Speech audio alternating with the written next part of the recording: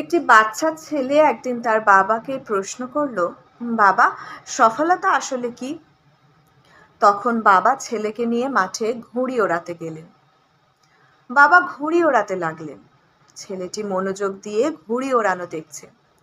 কিছুক্ষণ পর ছেলেটি বলল, বাবা, সুতোর কারণে ঘুড়িটা বেশি দূর যেতে পারছে না, সুতোটা কেটে দেব? বাবা সুতোটা কেটে দিলেন। এইবার ঘুড়িটা আরো উপরে উঠতে থাকলো এবং ক্রমশ দূরে যেতে থাকলো। কিছুক্ষণ পর ঘুড়িটা দিগন্তে হারিয়ে গেল এবং কোনো এক অজানা জায়গায় মাটিতে লুটিয়ে পড়ল। তখন বাবা সফলতার পার্থক্য বোঝালেন।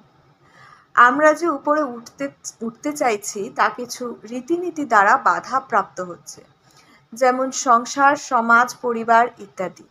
আমরা সেই বাধাগুলো থেকে মুক্ত হতে চাইছি। আসলে এই বাধাগুলো হলো সুতো, যা আমাদের উপরে উঠতে সাহায্য করে।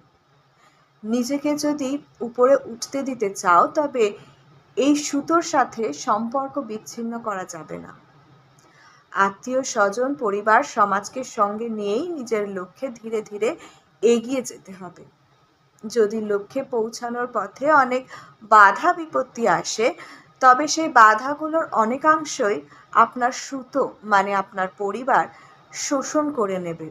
এইভাবেই আপনি আপনার কাঙ্ক্ষিত সফলতা পেয়ে যাবেন।